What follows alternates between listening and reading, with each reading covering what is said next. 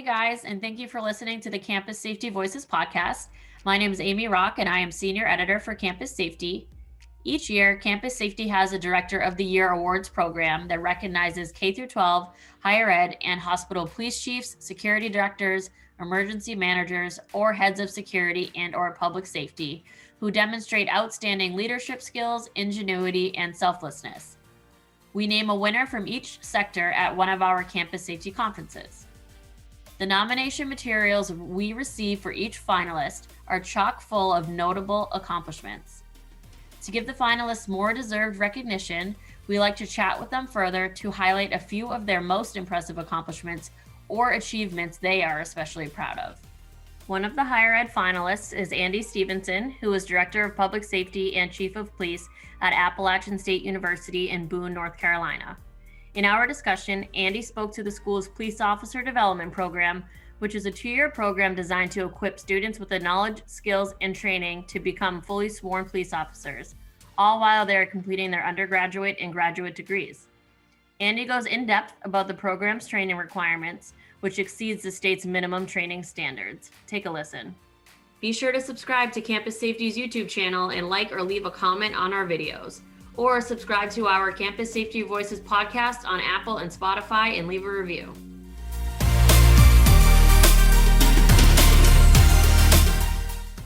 Thank you for speaking with me today, Andy. And you are Director of Public Safety and Chief of Police at Appalachian State University. Is that how you say it? That is correct. You said it right. Woohoo! All right. And you're also a 2022 Campus Safety Director of the Year finalist. And so let's start off by discussing your Police Officer Development Program, why it was created, what does it entail, and what makes it unique? Well, our Police Officer Development Program is unique. We actually copied a little bit. I don't know if you're aware, but I was at Indiana University's police department from 1995 to 2017. And so Indiana University has a similar program, which has been there since 1972. And I'm actually a graduate of that program at Indiana University's Police Academy as well. So we stole a little bit from them. We created our own police officer development program here at Appalachian State. And we did it for several reasons. A, it's a good business model. It's also great for student success, for students who are interested in criminal justice system careers. It's also a great paying part-time job. If you're interested in something else, we've had students who've gone on to become lawyers, and doctors, and those types of things, and never got into a criminal justice system profession at all. And so it's also a way that we are producing better police officers. Where our training exceeds the state's minimum training standards to become a certified police officer in North Carolina. We exceed that by hundreds of hours. And so our participants in our program who do go on to become police officers are entering the field in a position that enables them to achieve much more success early on than a normal police officer candidate. And so our program's normally a 2-year, but it could also be a 3-year program. Could be longer than that, depending on the status of the participant as a student here at Appalachian State. One of the requirements is that you have to be a full-time Appalachian student to gain entry into the program. But we have 53 what we call cadets coming in August, and they will participate for at least an academic year, sometimes 2, depending on their age. They will be in a cadet status. They're in a training status for an academic year. They work security assignments on campus. They work some security at our main library. They work some security at our College of Health Sciences. They work for security for housing. They work for security at events, football games and basketball games, auditorium events. Our Schaefer Center here on campus has weekly events, sometimes multiple events per week that they provide security for. And so following that academic year as a police cadet, we run our own police academy here on campus every summer. And it starts the Monday after commencement and concludes the Friday before classes start in August. And so we cram it all into one summer. And again, it's 40 plus hours a week. We exceed the state's minimum training standards. So we go on Saturdays and everything else to get all of our training in during the summertime. But once they graduate from our police academy that we hold every summer, they then become certified North Carolina police officers, fully sworn police officers in the state. And they continue to work for us as part-time police officers until they earn their degrees. And they could stay with us. You know, obviously we have students who are earning bachelor's degrees, but they could stay with us in our program as long as they're full-time students. So they could go on and get master's degrees and PhDs or doctorates, whatever they like, as long as they're a full-time student.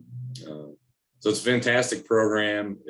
We pay participants, both cadets and part-time police officers, an hourly wage for all of the training they take part in and all of the assignments that they work for us. They're paid going through the police academy in the summer, which is 40+ hours a week for them. So that's that's a fantastic summer job. And so we're really we're really reforming the way that police officers are trained. And again, traditionally we're putting, anyone can decide right now that I think I want to be a police officer. In 6 to 8, 9 months from now, they could literally be out patrolling a community alone in a patrol car, right? They're not prepared to do that. We're putting people in this field who are not prepared to solve the societal issues that they're going to encounter as a police officer based on the minimum training standards. And so we're exceeding those, and our participants are graduating obviously with college degrees. They have 2 years, at least 2 years experience working for a police department. They're certified North Carolina police officers, and they have undergone a lot more training than the traditional police recruit. Awesome. I love that you've gone through similar training as well, because you can kind of understand. I'm sure there's a lot of balancing and trying to do your, get your degree and then also balancing the work. So you can kind of relate to them about that. And I think that probably is comforting in a lot of ways to a lot of the cadets. Absolutely, it is. I've like you say, I've gone through what they're going through. I know how challenging it is to balance all the work and training you have to do to be in this program with your studies, with academics. And so academics do come first. We understand class schedules and work around those, and we understand commitments outside of our policing program. And so we're very flexible with schedules. In fact, participants choose their own schedules. We have scheduling meetings periodically, and we'll have available shifts that need to be covered, and they'll sign up for those based on their class schedules. And so academics definitely do come first. We're supporting the academic mission of the university. And now you said the training curriculum exceeds state's minimum training standards. What added training do your officers go through that, some other police officers in the state might not? Well, if you look at all states, really, I mean, there's minimum state training standards, and those are constantly evolving based on the needs of our communities and our society as a whole. But for the most part, we're training police officers, the operational aspect of being a police officer. We're training them, we give them driving training. We take them to the firing range and have them qualify with weapons and teach them how to shoot, right? We teach them how to investigate crashes and, fill out traffic tickets and misdemeanor tickets and those types of things. We teach them how to handcuff and how to defend themselves. And so we incorporate more things that they need in the field that will help them be successful, such as communication skills. We also bring in fair and impartial policing to talk about implicit bias and expose all of our officers, including our full-time officers, to those types of needs. We conduct cultural training. We educate our officers about different cultures and different ethnicities and those types of things. And so we're really expanding on the types of things that, police officers in a traditional setting, traditionally in the United States, have learned over the course of their careers. You're basically self-taught those things when you enter the profession. You go through your training, you're out on the street as a police officer, and really it's 4 or 5 years before you're actually competent, on the street as a patrol officer. And so we're giving our participants an advantage.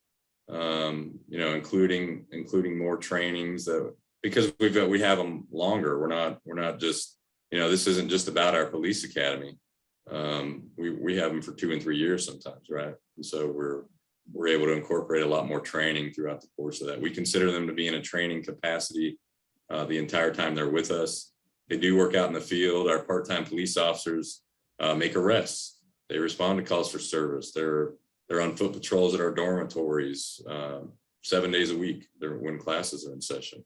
But again, we consider them to be in a training capacity. So when they do respond to those calls for service and do get in those situations, whether that's initiated or they're responding to something, a full-time police officer goes with them and sort of guides them through that, right? It's all a training process. And so it really is a fantastic program. It's changing the landscape of policing in North Carolina. We're bringing in 53 this August for this program. And, we've got 100% hire rate. They're the hottest commodities in the state as far as police recruits go. And it's also a great program for our full-time officers because we're training new police officers. And so we're running our own police academy. And so we are in a position where we need subject matter experts. And so there's not, if the training will benefit the organization, we'll send our officers to training anywhere in the country, anywhere in the world. If it's valuable training, will help us produce better police officers. Yeah, I feel like another advantage to that too is, municipalities that are hiring your cadets that are coming out, these are clearly, I say kids because they're pretty young, that are dedicated to it, because having to balance, like I was saying, having to balance full-time school with this as well, and that's not easy. And I think they can see dedication to bettering themselves with their schooling, and then also dedication to policing just makes them an ideal employee in more ways than one. Yeah, absolutely. And now I was looking at the website for the program before our chat, and it says that there is no additional cost beyond regular tuition. How is that made possible? Well, again, we are paying them for every hour of training they undergo, including the police academy training hours. And we obviously pay them for work assignments that they participate in. And so, again, I mentioned before, this has become the business model for security on our campus. And so we don't have any outside security vendors who work on our campus because we're bringing in the number of personnel, we can do that ourselves.